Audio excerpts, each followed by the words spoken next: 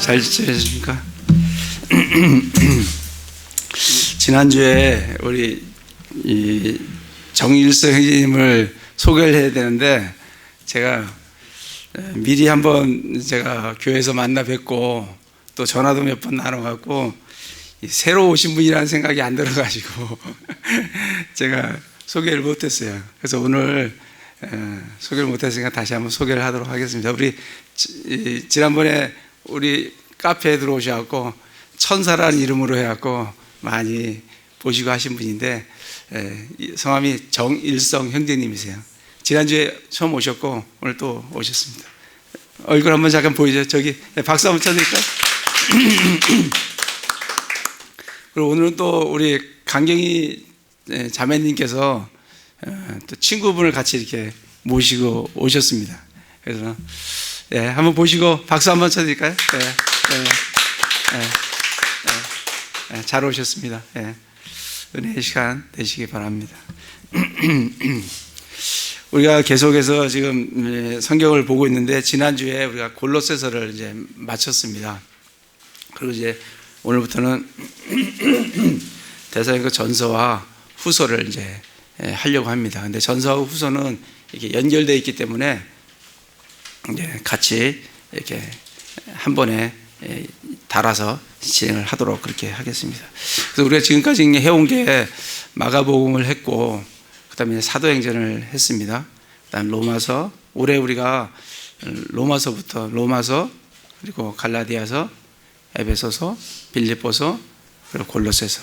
그리고 이제 오늘 데살로니가 전서, 후서 이제 오늘부터 하면 올 연말까지 후서 이제 금방까지 갈 수 있을 거라고 생각합니다. 그래서 이제 반복적으로 나오는 것들이 있기 때문에 처음부터 안 들으신 분들은 또 이제 우리 카페에 가시면은 이게 했던 것들이 다 등록되어 있으니까 그걸 한번 들으시면서 이렇게 참조를 하시면 좋겠습니다. 이 데살로니가 전서와 후서는 사도 바울이 기록을 했습니다. 그리고 이제 시기는 전서는 AD 53년, 후서는 AD 54년에 기록을 했습니다. 그리고 수신자는 데살로니가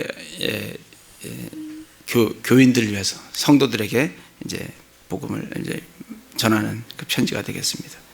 이제 기록 목적은 이 데살로니가 전서를 보시면은 굉장히 이 데살로니가 교인들이 얼마나 고난 가운데 있었다는 걸 우리가 알 수가 있어요.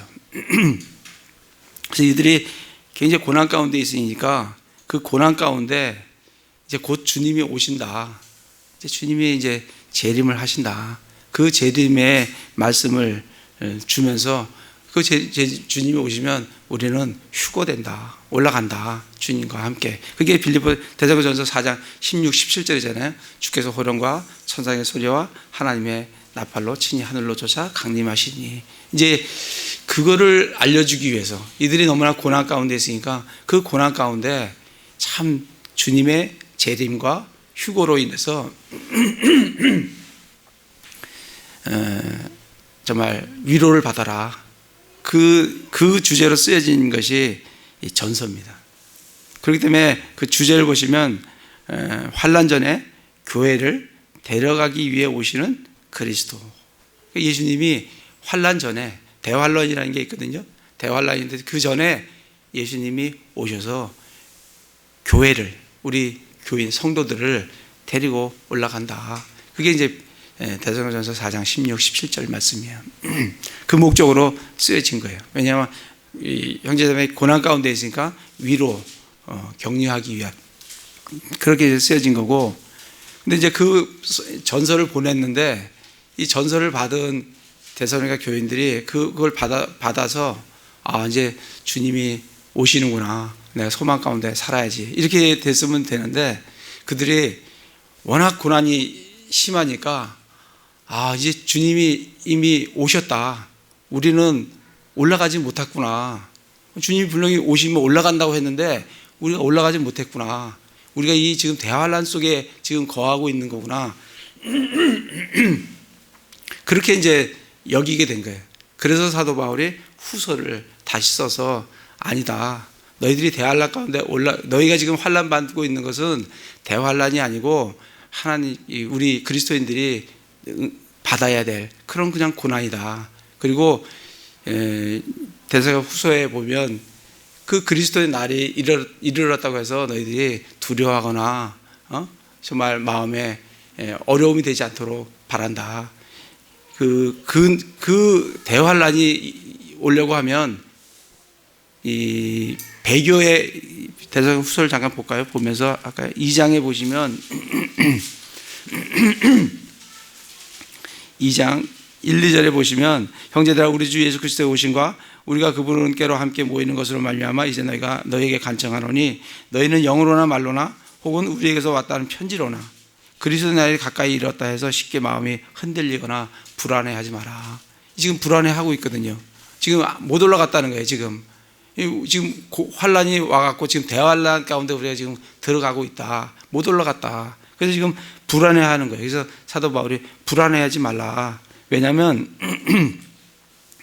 3절에 보면 아무도 어떤 방법으로든 너희를 속이지 못하게 하라. 먼저 떨어져 나가는 일이 일어나고, 이게 이제 뭐냐면 배교가 일어나는 겁니다. 그래서 이제 마지막 대환란 때가 가까이 오면 엄청난 배교가 일어날 거예요. 지금도 우리가 배교의 그런 모습들을 많이 보지 않습니까? WCC라든지 이런 배교들의 모습들을 지금 봐요.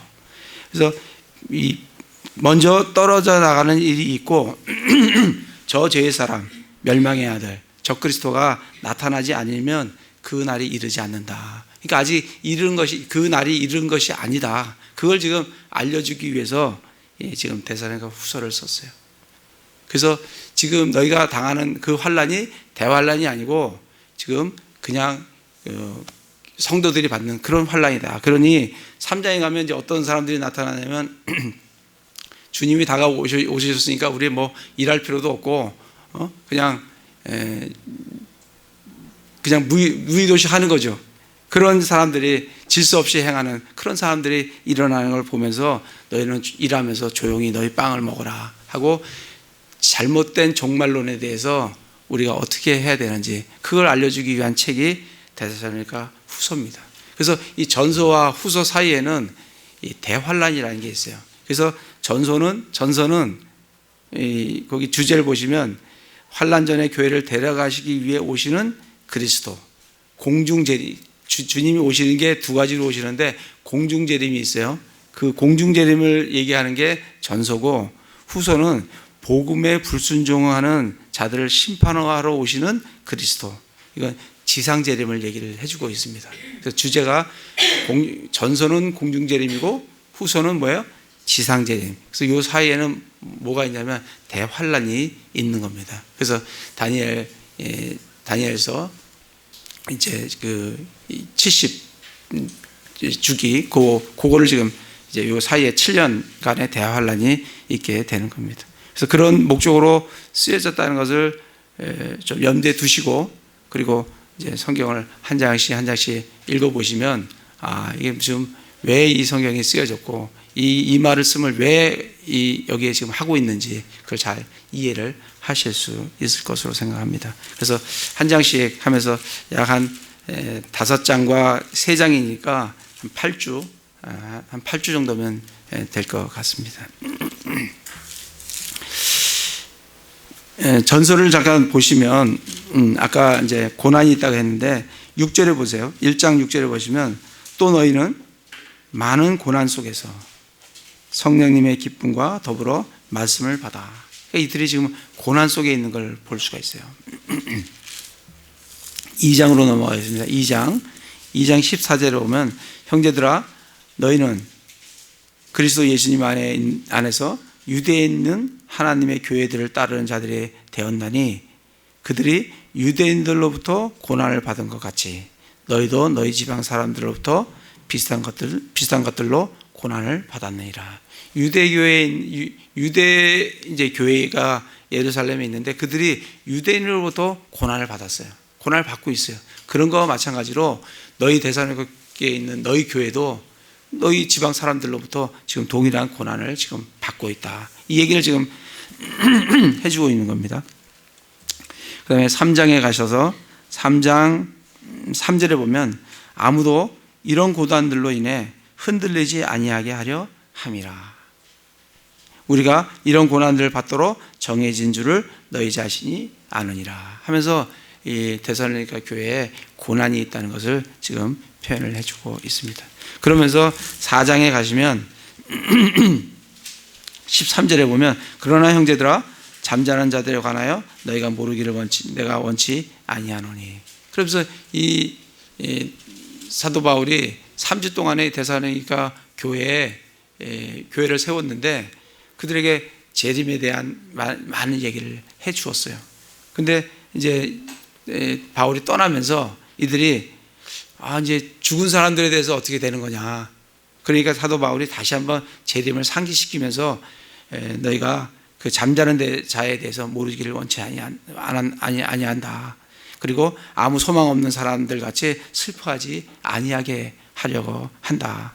그러면서 14절에 이제 주께서 오신다. 그걸로 인해서 어떻게 하라고요? 18절에 가면 이 말씀으로 서로 위로해라. 요 목적을 위해서 고난 중에 성도들을 위로하기 위해서 쓰여진 책이 뭐라고요? 데살로니가 전서다. 그렇게 이제 생각을 하시고 이 말씀을 보시면 될 것 같아요. 데살로니가 후서로 넘어가시면 후서 1장을 보시면 1장 4절부터 7절을 보시면 1장 4절에 보시면 그러므로 너희가 당하는 너희의 모든 핍박과 환난 속에서 이들이 핍박과 환난이 있다는 것을 계속 얘기하죠. 드러난 너희의 인내와 믿음으로 인해 우리는 하나님의 교회들에게 직접 너희를 자랑하노라. 5절에도 보면 그것은 하나님의 의로운 심판의 명백한 증표요. 고난이 하나님의 우리에게는 구원의 증표고 그리고 믿지 않는 자들에게는 의로운 심판의 증표다. 그러면서 그 하나님의 왕국에 합당한 자로 여겨지기 위해서 우리에게 고난을 주었고 그 왕국을 위하여 너희도 지금 고난을 당하고 있다. 그걸 지금 얘기를 하고 있는 거예요. 7절에 보면 괴로움을 당하는 너희에게는 우리와 함께 안식으로 갚으시고 하면서 계속 이 데살로니가에 있는 교인들이 당하고 있는 고난에 대해서 지금 얘기를 해주고 있습니다. 그러면서 이제 아까 2장 1절에 그래서 지금 당하는 고난은 대환란이 아니다. 대환란은 먼저 배교가 일어나고 적그리스도가 출현을 해야 그래야 대환란이 되는 거다. 그 말씀을 하면서 3장에 가서 질서 없이 행하지 않고 정말 예수 그리스도가 오신다고 해서 일하지 않고 다 직업 놓고 그렇게 주님을 기다리는 것이 아니라 12절에 보시면 11절 12절 우리가 들으니 너희 가운데 질서 없이 걸으며 전혀 일하지 아니하고 참견만 하기를 좋아하는 자들이 더러 있다 하는도다. 이제 그러한 자들에게 우리 주 예수 그리스도의 힘을 힘입어 우리가 명령하여 권면하니 그들은 조용히 일하고 자기 빵을 먹을지라. 그래서 주님의 재림을 우리가 오신다고 해서 다 뭐 놓고 그냥 주님만 바라보고 있는 게 아니라 평상시와 같이 동일하게 일을 하면서 자기의 손을 일한 것으로 자기의 빵을 먹고 조용히 소망 가운데 기다려라 하는 것이 데살로니가 전서와 후서입니다. 그런 생각을 좀 배경을 좀 가지시고 말씀을 같이 보도록 그렇게 하겠습니다. 이 데살로니가 교회는 이제 2번입니다. 우리 지금 페이지 나간 거에 그 말씀 전에 드린 거에 보면 2번인데 데살로니가 교회는 이제 언제 세워졌냐면 우리 그 지도 뒤에 보면 지도가 있어요. 지도 18페이지를 한번 보도록 하겠습니다. 그 밑에 보면 페이지가 있어요. 18페이지. 사도 바울의 1, 2차 선교 여행해서 18페이지입니다. 이제 빨간색을 보시면 이 빨간색이 2차 전도 여행이에요. 이 빨간색이 가는 길이고 이 초록색이 돌아오는 길이에요.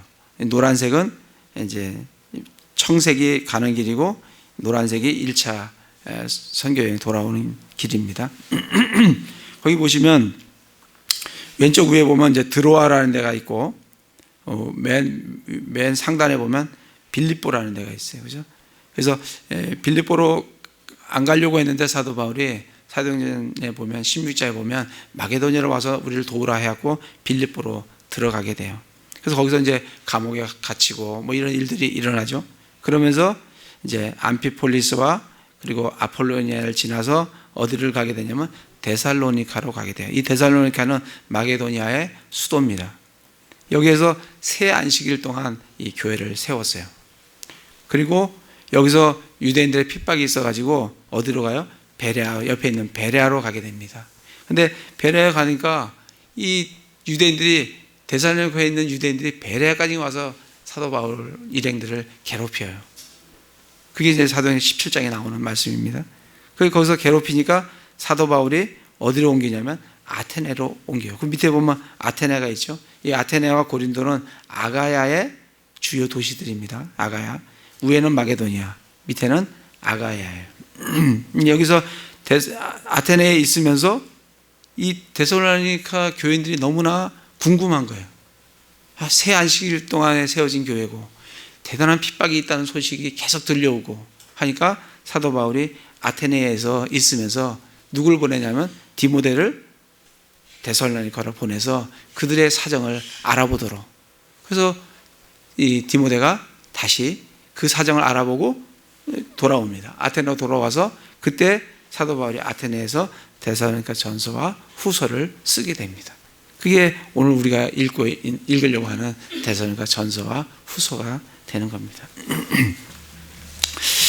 자, 다시 데살로니가 전서로 가셔서 그래서 이제 말씀으로 한번 찾아보겠습니다. 사도행전 17장을 가보겠습니다.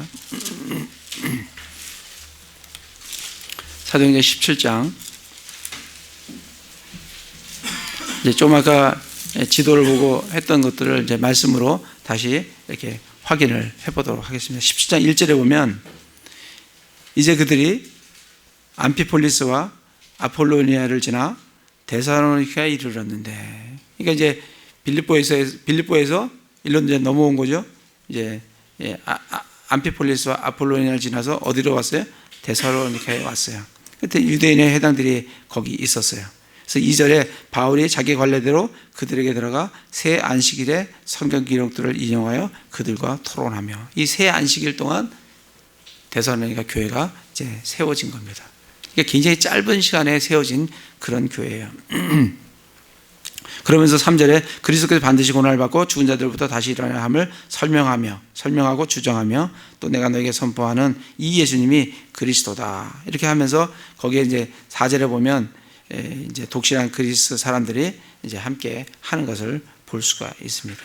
그래서 야손의 사건들이 이렇게 일어나고, 그걸 따라서 이제 10절에 가 보시면 밤에 형제들이 바울과 실라를 즉시 베레아로 보내요. 이제 핍박이 있으니까 베레아로 이제 피신을 하는 겁니다. 베레아로 보내니 그들이 그곳에 이르러 유대인 회당에 들어가니라. 그래서 거기서 이제 또 이 13절에 보면 그러나 데살로니가의 유대인들은 바울이 하나님의 말씀을 베레아에서 선포하는 줄 알고 거기에도 가서 사람들을 선동을 하는 것을 볼 수가 있습니다.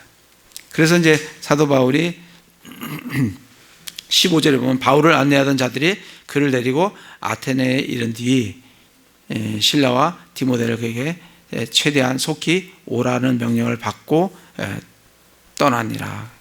그래서 사도 바울은 지금 어디에 거해요? 지금 아테네에 지금 거하고 있으면서 누굴 보내요?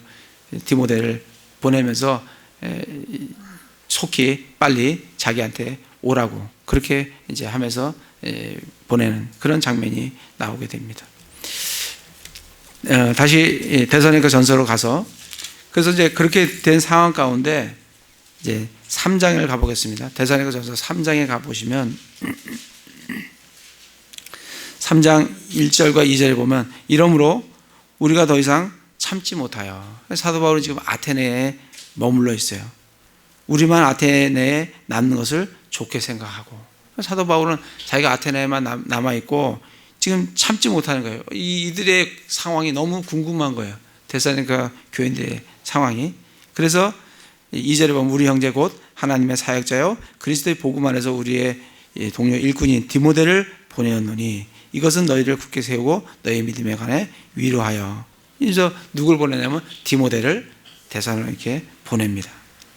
그래서 6절에 보면 그러나 지금은 디모데가 너희를 떠나 우리에게로 돌아왔어요. 디모데가 돌아왔어요. 돌아와서 너희의 믿음과 사랑의 좋은 소식과 또 너희가 항상 우리를 잘 기억하여 우리가 너희를 보고자 하는 것 같이 너희도 우리를 간절히 보고자 한다는 소식을 가지고 왔어요. 이 데살로니가 교인들이 잘 지내고 있는 거예요. 우리가 사도 바울이 그들을 보고 싶어 하는 것 같이 그들도 사도 바울을 참 보고 싶어 한다라는 소식을 누가 갖고 와요? 디모데가 소식을 갖고 오는 거예요. 그것을 듣고 지금 데살로니가 전서를 지금 쓰고 있는 겁니다. 그걸 들은 다음에 쓰고 있는 거예요. 그런 상황 가운데서 그걸 듣고 그들을 그런데 이들이 고난 가운데 있더라. 이들이 먼저 간 사람들은 어떻게 될 건가? 그에 대해서 궁금해하더라. 그래서 사도 바울이 그걸 너희들의 고난 가운데 주님이 오실 때 우리는 함께 다 끌어올림을 당한다. 끌어올려지게 된다. 그거로 위로하는 책이 데살로니가 전서 책입니다. 다시 이제 1장으로 가서 사도 바울이 1장 2절 3절에 보면 이 데살로니가 교인들에 대해서 굉장히 감사를 하고 있어요. 2절에 보면 우리가 기도할 때 너희 대해 말하며 너희 모두로 인해 항상 하나님께 감사를 드리면 사도 바울이 데살로니가 교인들에 대해서 감사를 해요. 골로새서에서도 감사를 했어요. 사도 바울은 감사하는 이유가 세 가지예요. 그죠? 3절에 보면 하나님 곧 우리 아버지의 눈앞에서 우리 주 예수 그리스도 안에 있는 너희의 믿음의 행위와 사랑의 수고와 소망의 인내를 끊임없이 기억하기 때문이다. 골로새서에서도 믿음과 사랑과 하늘에 쌓아둔 소망 그것 때문에 감사를 했고 지금 데살로니가 교인들에 대해서도 사도 바울은 마찬가지예요. 믿음의 행위와 사랑의 수고와 그리고 소망의 인내를 기억하면서 그들로 인해서 감사를 하고 있습니다. 여기 잘 보시면 이게 단어가 믿음의 행위와 사랑의 수고와 소망의 인내 이게 달라붙어서 나오는 단어인 것을 볼 수가 있어요. 그래서 믿음에는 행위가 있어요. 사랑에는 수고가 있습니다. 사랑을 하면 수고를 하게 돼 있어요. 그리고 소망을 가지면 인내를 하게 돼 있어요. 우리 예수 그리스도에 대한 소망이 있으면 우리 이 땅에서 인내하며 살아갑니다. 그러니까 믿음에는 행위가 있고 사랑에는 수고가 있어요. 그리고 소망에는 인내가 있습니다.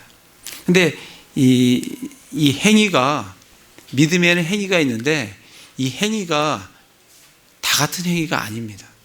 성경에서 우리가 믿음과 행위에 대해서 관계를 좀 살펴보려고 해요. 왜냐하면 이게 너무나 그리스도인들을 헷갈리게 하는 그런 교리이기 때문에 우리가 이 믿음과 행위가 어떤 관계가 있는가. 그래서 지금 믿음의 행위라 했는데 믿음에는 행위를 가져오게 동반을 하게 돼 있어요.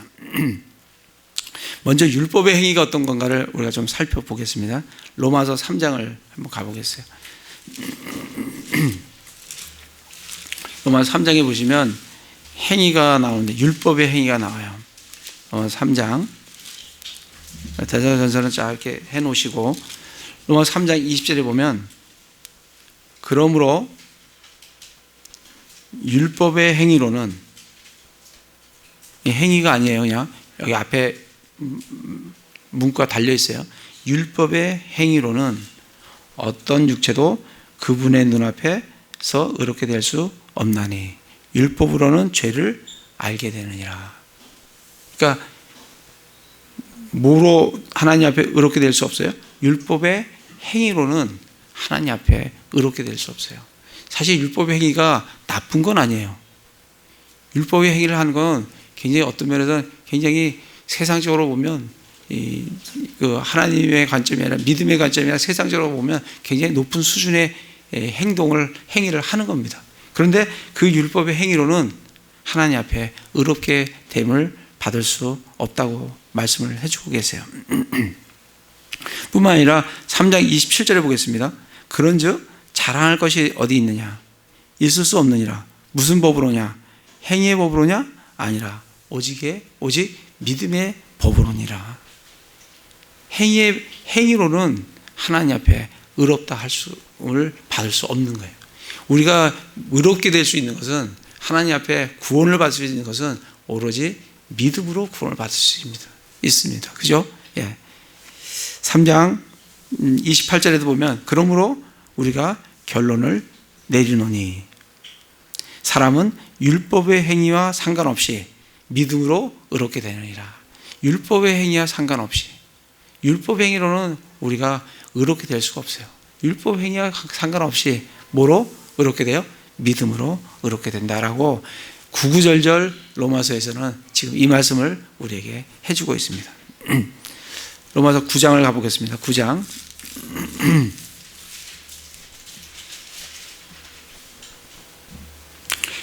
로마서 9장에 보시면 9장 32절, 무슨 까닭이냐? 이는 그들이 누구예요? 유대인들이에요. 이스라엘 사람들입니다. 그들이 믿음으로 그것을 구하지 아니하고 오히려 율법의 행위로 되는 것처럼 구하였기 때문이라. 그들은 그 걸림돌에 걸려 넘어졌느니라. 그들은 율법의 행위로 하나님 앞에 의롭게 되는 줄 알고 율법의 행위를 열심히 했어요. 유대인들이. 근데 그거로는 하나님 앞에 의롭게 될 수가 없다고요. 그래서 걸려 넘어졌어요.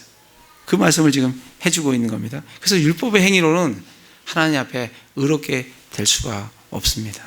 그런 행위가 있어요. 율법의 행위가 있습니다. 갈라디아서 2장을 가보겠습니다.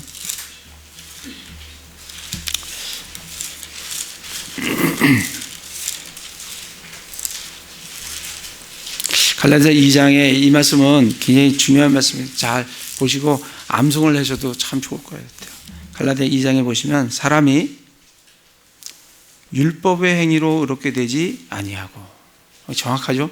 율법의 행위로는 사람이 하나님 앞에 의롭게 될 수가 없어요. 율법의 행위로 의롭게 되지 아니하고 오직 예수 그리스도의 믿음으로 되는 줄 알므로. 우리가 어떻게 의롭게 되냐면 예수 그리스도의 믿음으로 의롭게 돼요.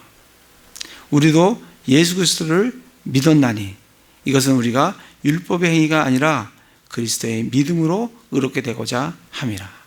율법의 행위로는 어떤 육체도 의롭게 될 수 없느니라. 이렇게 명확하게 얘기를 해주고 있어요.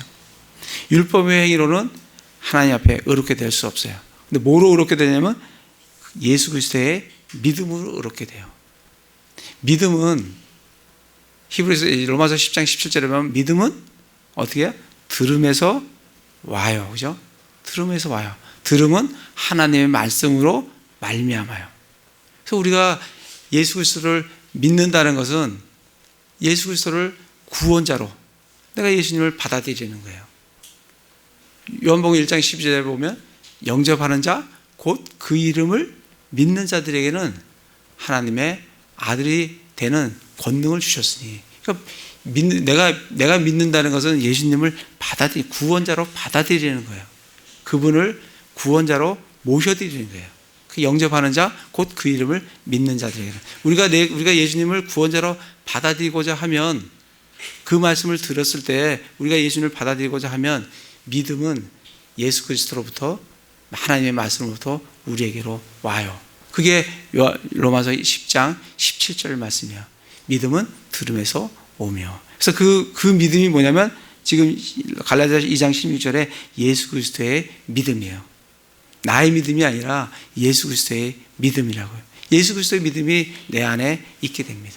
이 예수 그리스도의 믿음은 행하는 믿음이에요. 이 예수 그리스도의 믿음은 일하는 믿음이라고요. 그건 나중에 또 살펴보도록 하겠습니다. 갈라디아 3장 2절을 보겠어요. 2절을 보시면 옆에 가서서 내가 너에게 다만 이것을 알고자 하노라. 너희가 율법 행위로 성령을 받았느냐? 믿음에 관하여 들음으로 받았느냐? 우리가 성령을 받을 때 율법의 행위로 받아요? 아니면 믿음에 관하여 들음으로 받아요? 당연히 우리는 믿음으로 관하여 들음으로 받습니다. 말씀을 들음으로 예수 그리스도의 믿음이 내게로 왔고 그거로 말미암아 내가 구원을 받습니다. 그 말씀을 지금 해주시는 거예요. 요게 무슨 행위라고요? 요게 율법의 행위에 대해서 지금 설명을 하고 있는 겁니다. 갈라디아서 5장을 가보겠어요. 또 어떤 행위가 있냐면 갈라디아 5장 19절에 보면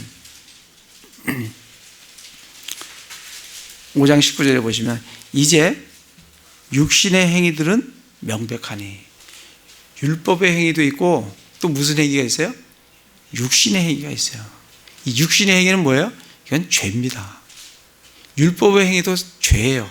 왜냐하면 믿음에서 나지 않는 것은 다 죄이기 때문에. 근데 유대인들은 율법의 행위를 죄라고 생각 안 해요.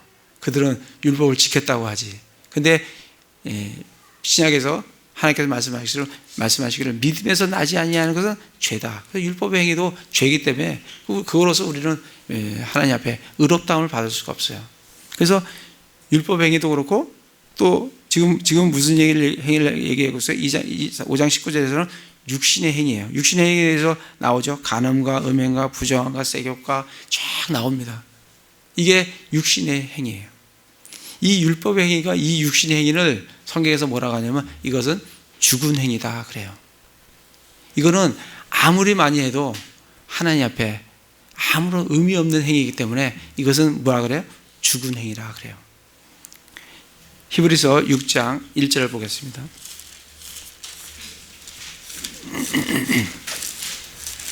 히브리서 6장 1절에 보면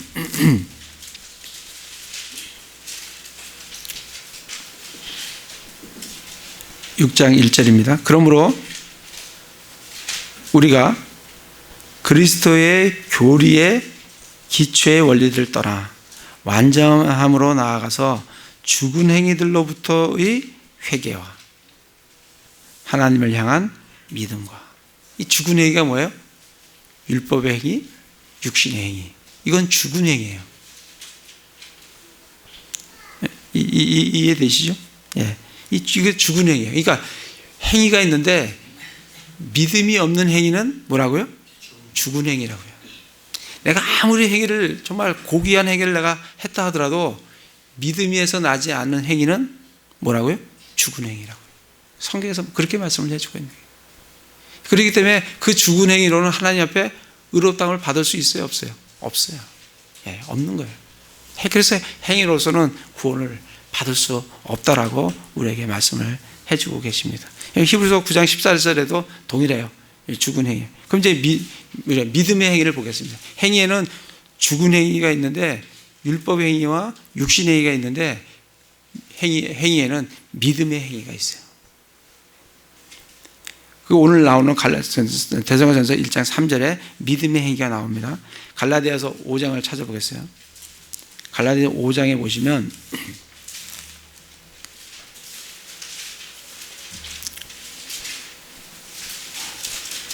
(5장 6절에 보겠습니다.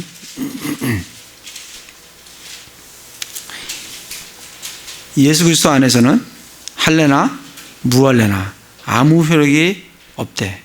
오직 사랑으로 일하는 믿음뿐이니라. 예수님 안에는 할례나 무할례나 효력이 없어요. 근데 뭐만 있냐면 사랑으로 일하는 믿음뿐이에요. 믿음이 어떻게 했다고요? 일을 한다고요. 잘 보세요. 사랑으로 일하는 믿음이에요. 우리가 예수님을 우리가 받아들이면 하나님의 말씀으로부터 우리에게 예수 그리스도의 믿음이 온다 그랬어요. 아까 갈라디아 2장 16절 읽었죠. 예수 그리스도의 믿음으로 말미암아 우리가 의롭게 된다 그랬어요. 그 믿음은 뭐냐면 살아있는 믿음이에요. 그 믿음은 일하는 믿음이에요. 그 믿음이 우리에게 주어지면 내 안에서 하나님은 그 믿음을 통해서 나를 통해서 일을 하세요. 그게 일하는 믿음이에요. 지금 이 말씀이 그 말씀이에요. 오직 사랑으로 일하는 믿음뿐이니라. 그러면 그 믿음을 통해서 뭐가 나와요? 행위가 나와요. 이 행위가 뭐냐면 워크예요. 이게 일입니다. 이게 믿음을 통해서 행위가 나와야 돼요. 그래서 그거를 믿음의 행위라고 하는 거예요. 그러니까 믿음은 뭘 낳게 되냐면 믿음이 살아있는 믿음이고 하나님 예수 그리스도의 믿음이고 산 믿음을 우리가 가지고 있다고 하면 그 믿음을 통해서 뭐가 나타나요? 우리에게서 하나님께서 우리를 통해서 일을 하신다고요. 일이 나오게 되어 있어요. 그게 믿음의 행위입니다. 그걸 믿음의 행위라고 그래요. 그러니까 믿음의 행위는 있어야 되는 거예요, 없어야 되는 거예요? 예, 있어야 되는 거예요. 이 믿음의 행위가 없으면 그건 가짜 믿음인 거예요. 그래서 어떤 분이 그걸 뭐라고 얘기하냐면, 여러분, 믿음이, 불신자는 뭐라고 얘기하냐면, 불신자는 믿음이 없는 행위를 해요.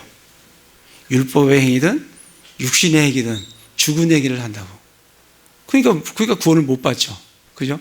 왜? 불신자들은 그걸 행한다고. 근데 가짜 신자는 뭐라고? 가짜 신자는 행위 없는 믿음을 얘기해요. 이해되세요? 행위 없는 믿음을 얘기해요. 참 신자는 행위로 믿음을 보여줘요.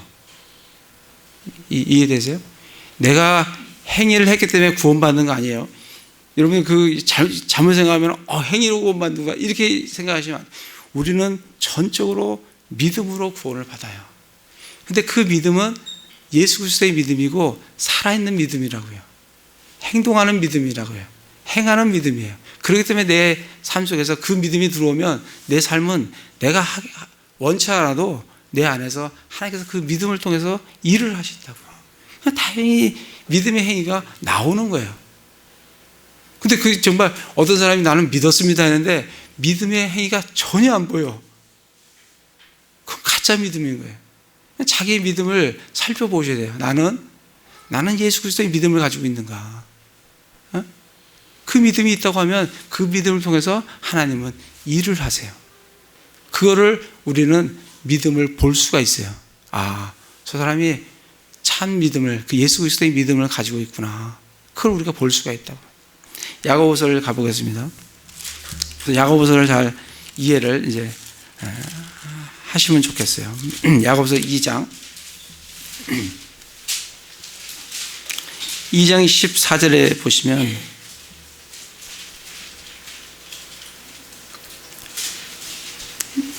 내 형제들아, 2장 14절입니다. 내 형제들아, 사람이 자기가 믿음이 있다고 말하면서 행위가 없으면 그것이 무슨 유익을 주느냐? 믿음이 그를 구원할 수 있겠느냐? 우리는 믿음으로 구원을 받는다 했는데 지금 야고보는 지금 뭐라고 해요? 그 믿음이 구원할 수 있겠느냐라고 우리에게 묻는 거예요. 대답은 뭐예요? 이 야고보서의 대답은 구원할 수 없습니다라는 대답을 지금 요구하고 있는 거예요. 근데 우리는 로마서하고 쭉 읽으면서 우리는 믿음으로 구원을 받는데, 그렇게 지금 생각을 하지 않습니까? 그죠? 그러니까 이 말씀이 무슨 얘기냐면, 내 형제들아, 사람이 믿음이 있다고 하면서 그 믿음에, 정말 그 믿음이 살아있는 믿음이라고 하면 그 믿음을 통해서 행위가 나온다는 거예요. 네, 행위가 나온다는 거예요. 근데 그 행위가 보이는 게 안 보여지면 그 믿음이 정말 구원하는 믿음이냐는 거예요. 지금 그 얘기를 지금 하고 있는 겁니다. 이해되시죠? 네. 그래서 17절에 이와 같이 믿음도 행위가 없으면 그것만으로 죽은 것이니라. 다시 아까 그랬어요. 행위를 아무리 많이 해도 믿음이 없으면 뭐라 그랬어요? 죽은 행위라 그랬어요. 반대로 믿음이 있다고 아무리 얘기를 하는데 행위가 없어. 그 믿음이 죽은 믿음이라는 거예요. 왜? 행하는 믿음이 아니기 때문에. 예수 그리스도의 믿음은 일하는 믿음이에요. 이해되시죠? 예. 우리는 구원을 철저히 뭐로 받냐면 믿음으로 받아요. 근데 그 믿음은 뭐냐면 예수 그리스도의 믿음이고 행하는 믿음이고 일하는 믿음이고 살아있는 믿음이에요. 그러면 그 믿음은 당연히 내 삶 속에서 일을 하게끔 돼 있어요. 지금 그 말씀을 지금 하고 있는 거예요. 그래서 계속해서 야고보는 뭘 강조하냐면 20절에 뭐예요? 오 험한 사람아, 행위 없는 믿음이 죽은 줄 너희가 알지 못하느냐. 행위 없는 믿음은 죽은 거라는 거예요. 예수 그리스도의 살아있는 믿음을 우리가 소유하고 있다면 우리가 사람마다 다르지만 그 믿음으로 인해서 하나님께서 역사하시는 일들이 우리의 삶을 통해서 나타난다는 거예요. 그래서 24절에 보면 그런즉 너희가 보거니와 사람이 행위로 의롭게 되고, 행위로 의롭게 돼요? 로마서에서는 믿음으로 의롭게 된다는데 왜 또 여기서는 또 행위로 의롭게 된다는 거예요? 이 말씀을 잘 읽으셔야 돼요. 이 행위라는 건 뭐예요? 행위가 여러 행위가 있다 그랬죠? 율법 행위로는 그렇게 돼야 안 돼요. 안 돼요. 육신 행위로는 그거 뭐 죄는 뭐 안 되는 거죠. 죽은 행위로는 안 되는 거예요. 그럼 이 행위는 무슨 행위겠어요? 믿음의 행위인 거죠. 그러니까 이 말씀을 읽을 때 어떻게 읽으셔야 되냐면 그런즉 너희가 보거냐 사람이 믿음의 행위로 의롭게 되고 믿음의 행위로는 의롭게 됩니까? 되죠. 내가 예수 그리스도의 믿음을 갖고 있으면 내 믿음을 통해서 하나님께서 일을 하셔서 행위를 나타내 보이니까 믿음의 행위로는 의롭게 되고 단지 믿음으로만 되지 아니냐 하느니라. 이 말씀은 뭐냐면 믿음이 뭐예요? 이거는 행위 없는 믿음. 가짜의 믿음으로는 구원이 된다 안 된다? 안 된다는 거예요. 그러니까 우리가 내가 갖고 있는 믿음이 예수 그리스도의 믿음, 살아있는 믿음, 정말 행하는 믿음인지를 살펴보셔야 돼요. 지금 야고보에서 그 얘기를 해주시는 거예요. 그래서 이 말씀을 읽을 때 그런즉 너희가 보거니와 사람이 믿음의 행위로 그렇게 되고 단지 행함이 없는 믿음으로는 안 되는구나. 그 말씀으로 이 말씀을 읽으셔야 정확하게 이 말하는 의미를 정확히 알 수가 있게 됐어요. 그래서 믿음이 행위가 다 같은 행위가 아니라는 거예요. 율법 행위도 있고 육신 행위도 있고 죽은 행위도 있는 반면에 믿음으로 말미암는 행위가 있다는 거예요. 믿음이 살아있는 믿음이 우리에게 주어지면 그 믿음으로 말미암아 우리는 하나님께서 우리에게 역사하셔서 우리의 삶 속에 일을 하시는 그 믿음이 있다는 거예요. 그래서 여러분들은 자기 자신을 살펴보셔야 돼요. 나는 행하는 믿음, 예수 그리스도의 믿음을 내가 갖고 있는가. 그 믿음이 있을 때 우리는 예수 그리스도로 말미암아 구원을 받습니다. 우리는 믿음으로 구원을 받아요. 그래서 정확히 이 말씀을 이해를 하셨으면 좋겠습니다. 그 말씀이에요. 다시 데살로니가 전서로 가겠습니다. 그래서 그 얘기를 믿음의 행위와 사랑의 수고와, 그래서 믿음과 행위가 아니라 믿음의 행위예요. 이걸 잘 이해하셔야 돼요. 믿음의 행위예요. 믿음과 행위가 아닙니다. 믿음의 행위. 믿음이 있으면 자동적으로 그 행위가, 일이, 워크가 일어난다는 거예요. 그래서 4절에 보면 사랑하는 자들아 하나님께서 너희를 선택하셨음을 알아라. 우리는 계속해서 이 말씀을 했어요. 우리를 미리 보심에 따라서 예수 그리스도 안에서 우리를 선택하세요. 아무나 선택하는 게 아니라 하나님께서는 그가 예수 그리스도 안으로 들어오는 걸 보면서 미리 보시면서 그를, 예수 그리스도 안에 있는 그를 선택한다는 겁니다. 5절에 보면 이는 우리의 복음이 말로만 너에게 이르지 아니하고 권능과 성령님과 큰 확신으로 이르렀기 때문이라. 우리가 너희를 위해 너희 가운데서 어떤 사람이 되는지는 너희가 아는 바와 같으니라. 이 복음이, 사도 바울이 이 복음이 이 데살로니가 교회가 이 짧은 3주 만에 정말 신약 성경 전체에서도 정말 본이 되는 교회예요. 이 본이 되는 교회가 어떻게 이렇게 세워졌느냐. 그거는 지금 이 말씀을 보면 복음이 말로만 그들에게 전달되어진 것이 아니에요. 뭐로 전달되어지냐면 어떻게 돼요? 권능과 성령님과 큰 확신으로 그들에게 전달되어졌어요. 우리가 이 하나님의 말씀을 어떻게 우리가 정말 큰 확신을 가질 수 있냐면, 우리 골로새서 2장을 가보겠어요. 앞에 보시면 골로새 2장에 보시면 2장 2절에 보시면 이것은 그들의 마음이 위로를 받고 사랑 안에서 함께 결합되어 깨달음에서 오는 충만한 확신의 모든 부요함에 이르며. 이 충만한 확신이 어디로부터 와요? 깨달음에서부터 온다는 거예요. 깨달음에서부터 오는 충만한 확신의 모든 부요함.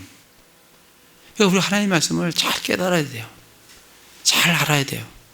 이 잘 하나님의 말씀을 잘 알고 잘 깨달으면 거기서 또 뭐가 온다고요? 충만한 확신의 모든 부요함에 이르게 된다고요.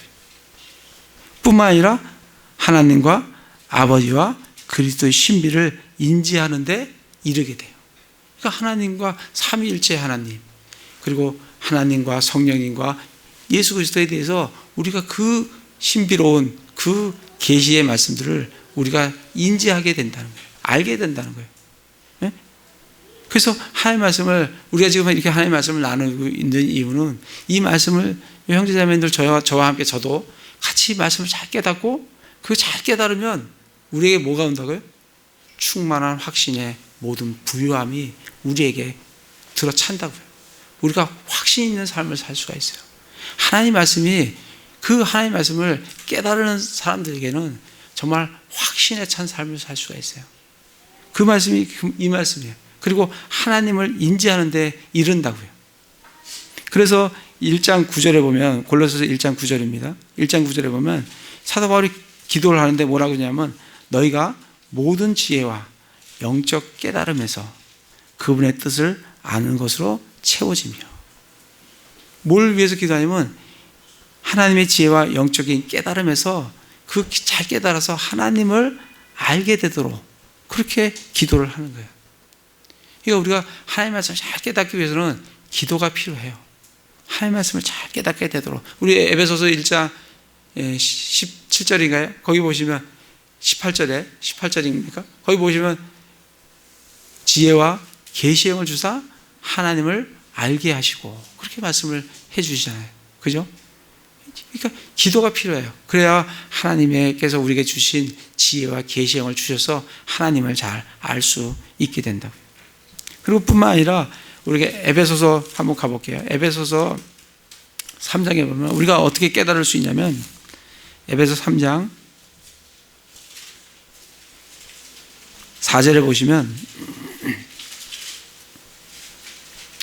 이 신비를 어떻게 깨달을 수 있냐면 4절에 보면 그것으로 말미암아 너희가 읽을 때 그리스도의 신비에 대하여 내가 알고 있는 바를 깨닫게 되리라. 그래서 우리가 하나님의 말씀에 확신에 차고 그 확신에 찬 깨달음으로부터 우리가 확신을 가질 수 있는데 그 깨달을 수 있는 것은 기도하는 거예요. 어떻게? 지혜와 계시의 영을 주셔서 이 하나님의 말씀을 내가 잘 깨달을 수 있도록 또 한 가지는 뭐예요? 부지런히 읽는 거예요. 부지런히 말씀을 살펴보는 거예요. 그럴 때 어떻게 된다고요? 3장 4절에 읽을 때 그리스도의 신비에 대하여 내가 알고 있는 바를 깨닫게 된다는 거예요. 기도도 안 하고 할 말씀도 안 읽어. 확신이 없는 거죠. 깨달음이 없는데 어떻게 확신이 있겠어요? 그러면 그런 상황에서 복음이 전달되면 어떻게 되겠어요? 말로만 전달되는 거예요. 말로만. 그래서 사도 바울이 그런 거예요. 복음이 말로만 너에게 이른 것이 아니라 어떻게? 큰 확신과 그리고 또 뭐예요? 권능과 성령님과. 권능은 뭐예요?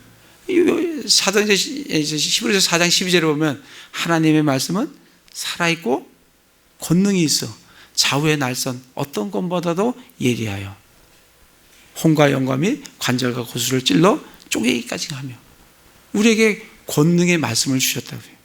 우리 하나님의 말씀을 우리가 잘 깨달으면 큰 확신 가운데 우리에게 주어진 그 하나님의 말씀을 성령님의 인도하심에 따라 우리가 사용을 하면 그 말씀은 말로만 전달되는 것이 아니라 권능과 성령님과 그리고 큰 확신으로 전달되어지는 거예요. 그러면 데살로니가 같은 그런 교회가 변화가 일어나는 겁니다. 그냥 말로만 전달되는 게 아니라 그런 권능과 성령님과 확신 가운데 전달되어질 때 다시 데살로니가 전서로 가겠습니다. 그들이 놀랍게 변화되는 것을 볼 수가 있어요. 그들의 변화를 보면 1장 6절에 보면 그래서 1장 5절에 복음이 말로만 전달되는 게 아니에요. 뭐로요? 권능과 성령님과 큰 확신 가운데 전달되어졌어요. 그래서 6절에 보면 그렇게 되니까 어떻게 돼요? 고난 속에서 성령님의 기쁨과 더불어 말씀을 받아 우리와 주를 따르게 되었으니 아주 행복한 가운데 따르는 거 아닙니다. 무슨 가운데 따라요? 고난 가운데 따라요. 고난이 있지만 성령님께서 주시는 기쁨이 있다니까요. 그렇기 때문에 이들은 고난이 있으면서도 불구하고 주님을 따르는 거예요. 여러분 고난이 있다고 해서 사람들이 그 성장하는 것을 막지를 못해. 고난은 오히려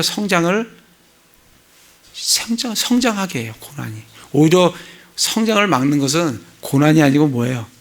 이 세상의 염려와 재물과 쾌락이 우리의 성장을 막아요. 고난은 우리의 성장을 막는 것이 아니라 고난은 어떻게 돼요? 오히려 성령님의 기쁨으로 말씀을 받아서 우리와 주를 따르게 해주는 게 고난이에요. 그런 변화가 일어나는 거예요. 그리고 7절 8절에 보면 어떻게 해요? 마게도냐와 아까 봤죠? 마게도냐가 그 데살로니가가 마게도냐 수도라 그랬어요. 그 윗지방과 또 아랫지방 아테네와 또 고린도에 있는 그 지방 거기에 본이 됐어요. 이들이 3주 만에 세워진 교회가 본이 됐다고 해요. 그 8절에 보면 주의 말씀이 너희로부터 나와 마게도냐와 아가야에 울려 퍼졌을 뿐만 아니라 하나님의 말씀 향한 너희 믿음이 모든 곳에 퍼졌어요. 그래서 우리는 아무 말 필요가 없다. 그렇게 지금 얘기를 하고 있는 거예요. 얼마나 놀랍게 이 3주 만에 세워진 교회가 정말 본이 됐는지 몰라요. 실제로 그러면 구체적으로 어떤 본이냐, 어떤 이들이 본을 보였느냐. 9절에 보면 그들이라는 게 누구예요? 마게도냐와 아가야에 있는 이 마게도냐 데살로니가 교회를 본 사람들 있지 않습니까? 그들이 직접 우리에 관하여 보여주되 우리가 어떤 식으로 우리는 사도 바울이죠. 사도 바울 일행이에요. 사도 바울이 보여주되 우리가 어떤 식으로 너희에게 들어갔는지. 사도 바울 일행들이 누구에게 들어가요? 데살로니가 교회에 들어가게 됐는지 그걸 누가 보여줘요? 그 주변에 있는 마게도냐와 아가야에 있는 사람들이. 그러니까 우리가 올바로 딱 서게 되면 우리를 통해서 보여지기도 하지만 우리를 본 사람들이 그들이 또 우리를 전하는 게 일어나는 게 지금 이 말씀이에요. 네.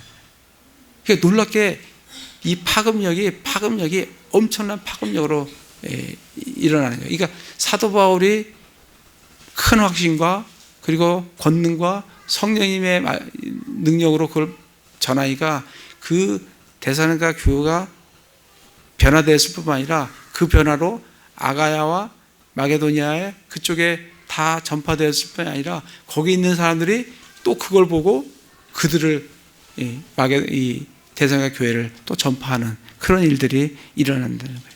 그래서 어떻게 되냐면 우리가 너에게 어떻게 들어갔는지 또 너희가 어떻게 우상을 버리고 하나님께로 돌아와 살아계시고 참되신 하나님을 섬기며 이들이 올바른 믿음이 들어가니까 어떻게 돼요?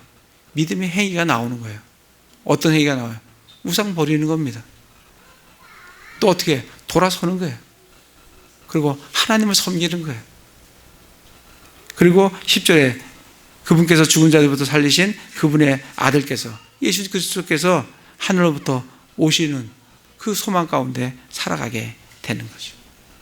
그런 변화들이 이들 가운데 일어나는 것을 참 볼 수가 있습니다. 그래서 정말 이 짧은 얼마 안 되는 그 시간에 세워진 이 데살로니가 교회를 통해서 정말 우리가 교훈받는 게 참 많아요. 그래서 우리 각각 개인들이 하나님 앞에 올바른 변화들이 일어나면 우리를 통해서 주변에 또 그 주변 사람들이 우리들을 통해서 다른 사람들에게 그런 놀라운 주님의 복음이 전달되어지는 그런 역사가 일어난다는 겁니다. 정말 우리도 이런 데살로니가 교회를 보면서 정말 우리도 믿음의 행위와 사랑의 수고와 소망의 인내를 나타낼 뿐 아니라 우리 스스로가 하나님 말씀에 깊이 들여져서 큰 확신과 그리고 권능과 성령님의 그런 능력으로 복음을 전하고 또 우리의 삶이 분명하게 우상을 버리고 돌아서고 그리고 참되신 하나님을 섬기는 그런 삶을 살게 될 때 정말 우리를 통해서 주변에 역사들이 일어나고 또 우리가 그런 본의 삶을 데살로니가 같이 그런 본된 그런 교회가 될 줄로 생각이 되어집니다. 그러한 삶을 사시는 형제 자매들 다 되시기를 기도를 드립니다. 제가 기도하겠습니다.